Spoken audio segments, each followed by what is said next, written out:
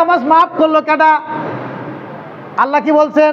আল্লাযীনা হুম আলা সালাওয়াতিহিম হাফিজুন, নামাজটাকে অবশ্যই কি হেফাজত করতে হবে।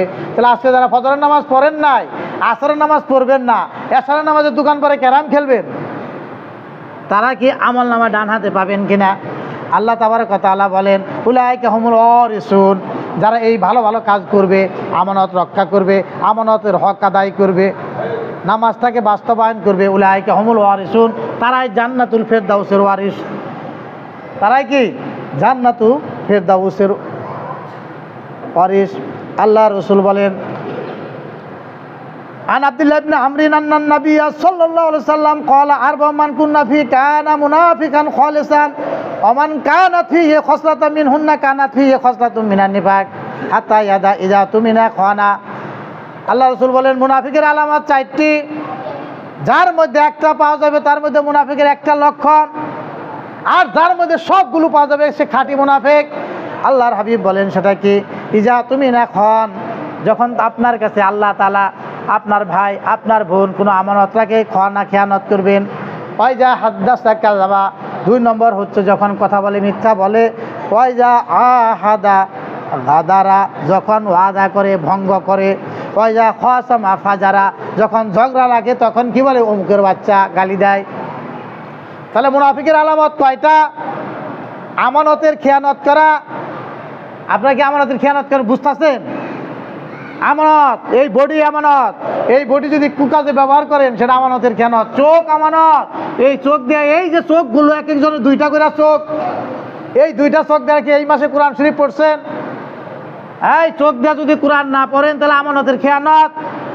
এই কান দ্বারা যদি কোরআন না শুনেন আমানতের খেয়ানত। ওই যারা মনির খানের গান শুনলো আমানতের খেয়ানত করলো, যারা ওই আয়োজন করলো তারা আমানতের খেয়ানত করলো। এমনিভাবে একজনের কথা আপনার কাছে আমানত, একজনের সম্পদ রাখতে দিচ্ছে ওইটা আমানত, ভাইয়ের কাছে বোনের সম্পদ থাকলে সেটা আমানত, আপনার বাবা মা আপনার কাছে আমানত, বাবা মার খেদমত রাখলে আমানতের খেয়ানত করলেন। আপনার স্ত্রী আপনার কাছে আমানত, স্ত্রী যদি বেপরদায় চলে আপনি দায়ী না? আপনি দায়ী না? আপনার সন্তান আপনার কাছে আমানত, এই আমানতগুলি যদি নামাজ না পড়ে আপনি দায়ী। সর্বশেষ একটা আমানত বলি, সেটা হলো এই যে ভোটটাও আমানত। এই আমানত যদি আপনি সঠিক পাত্রে না দেন তাহলে কি এটা কোরআনের মধ্যে আল্লাহ বলছেন, এটা আবার বানানো কথা না। আপনি দেখেন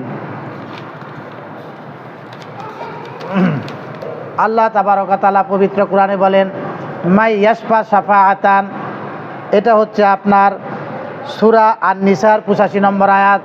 সূরা আন-নিসার 85 নম্বর আয়াত। যারা ঘুম পারেন তারা তো বুঝবেন না।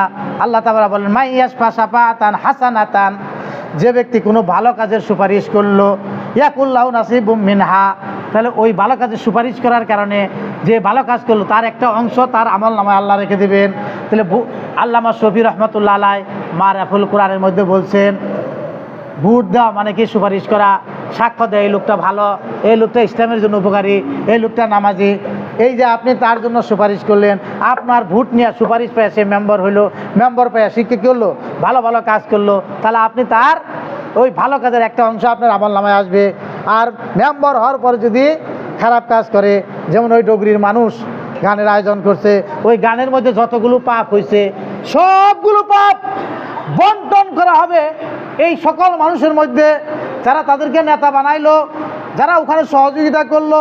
আল্লাহ তাবারক ওয়া তাআলা বলেন ওয়াইয়াশফা শাফাআতান সাইয়্যাতান, যদি কোনো মানুষ খারাপ কাজে সুপারিশ করে ইয়াকুল্লাহু কিফলাম মিনহা, তাহলে ওই খারাপ কাজের একটা অংশ সে পেয়ে যাবে। তাই সব সময় আমানতের খেয়ানত যদি করেন, আমানত যদি রক্ষা করতে না পারেন তাহলে হাউজে কাউসারের পানি পাবেন না।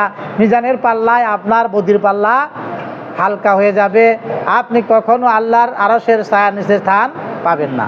আল্লাহ তাআলা বলেন,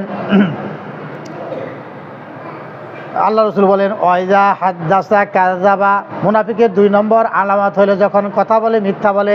আপনারা কি কেউ মিথ্যা বলেন কিনা? এই মসজিদে কি মিথ্যাবাদী আছেন কিনা? তাহলে সংশোধন। তারপর 3 নম্বর ওয়াইজা আহাদা গদারা, যখন চুক্তি করে বিশ্বাসঘাতকতা করে। ওয়াইজা খাসামা ফাজারা, এবং ঝগড়া লাগলে অশ্লীল গালিগালাজ করে। আপনারা কি অশ্লীল গালিগালাজ করেন কিনা?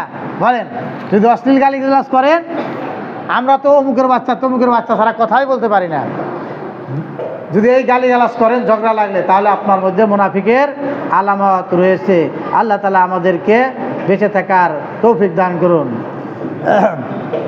আল্লাহ রাসূল বলছেন, আরবাউ ইজা কুন্না ফিকা ফালা আলাইকা মা ফাতাকা মিনাদ দুনিয়া।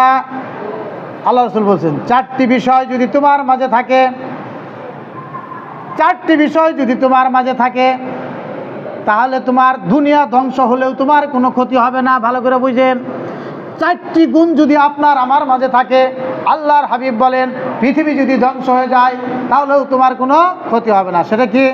আমানতের সুরক্ষা, সত্য কথা বলা, উত্তম চরিত্র ধারণ করা, হালাল রিজিক আহার করা। বুঝতে পারছেন? প্রথম কি? সত্য কথা বলা। আপনারা কি সত্য কথা বলেন? সুযোগ পাইলে মিথ্যা কথা বলেন, 100 টাকার জন্য মিথ্যা কথা বলেন, 200 টাকার জন্য মিথ্যা কথা বলেন। একটা জিনিস একজনের কাছে বিক্রি করছেন 500 টাকায়, 1 ঘন্টা পর আরেকজন এসে 600 টাকা বললো, তখনই আপনি মিথ্যা কথা বলেন।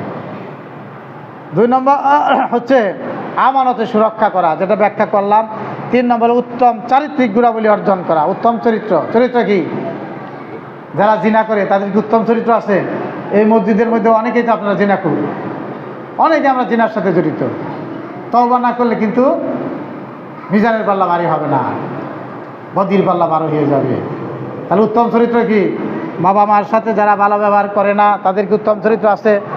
উত্তম চরিত্র হলো